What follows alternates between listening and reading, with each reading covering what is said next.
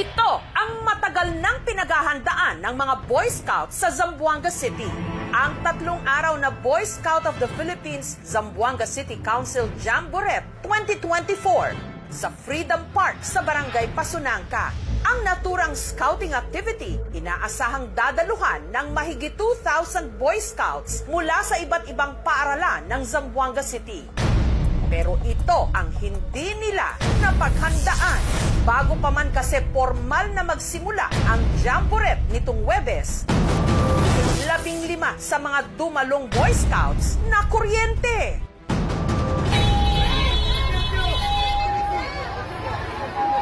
Lumipad talaga sila. Nakita ko talagang dugo. Nakakasakit talaga na nakita mo yung mga kasama mo na natumba.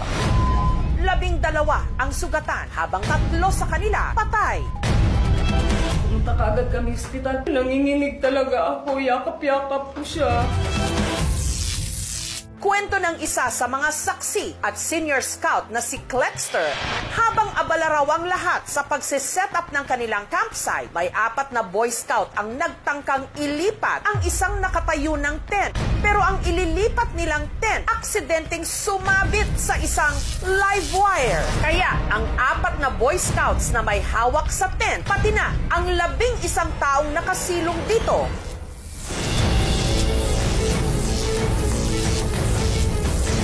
lahat na kuryente. Lumipad talaga sila. Nakita ko talagang dugo. Nakakasakit talaga na nakita mo yung mga kasama mo na natumba.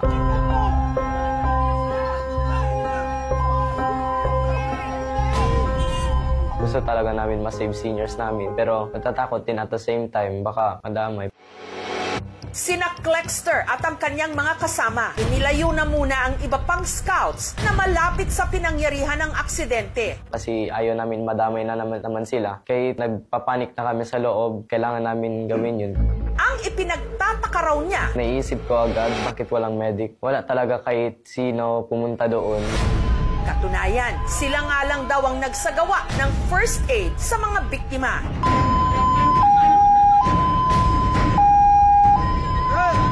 Mga scouts pa talaga nag-CPR, ipinaparevive doon. Kalaunan, may dumating naman daw na ambulansya. Isa-isa pa kinukuha. Yun yung masakit. Natagalan.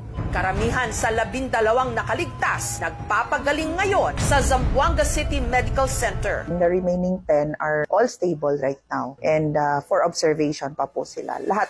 Pero ang grade 5 student na si Nashmar, mas pinili raw na sa kanilang bahay na magpalakas at magpagaling. Nagtamo siya ng sugat sa braso, kamay, tagiliran at hita. Ganito po yung lalaking sugat niya na habang buhay na siguro magkakaroon ng piklat sa katawan ng anak.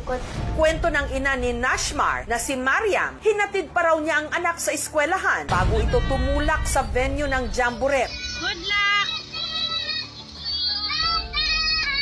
Kaya hindi niya raw lubos inakala na ang susunod nilang pagkikita sa ospital na. Nakita ko yung anak ko na hagulgol talaga siya ng hagulgol sa akin yan. Sabi niya, ma, nakuryente ako, nakuryente kami lahat. Yung mga kaibigan ko, nasaan na kaya yung mga senior namin? Kasi nakita ko sila, nakandusay sila lahat doon sa lupa. Kwento sa kanya ni Nashmar, inilipat daw ng kanyang mga kasama ang tent para mas may malaking pwesto sila magalawan. Ang gusto daw mangyari ng senior nila, pa yung tent daw, nilipat daw doon para daw kasi may space pa daw. Binuhat daw yun. Hanggang nangyari na nga ang hindi inasahan. May way daw sa taas, ang nakasagi na daw.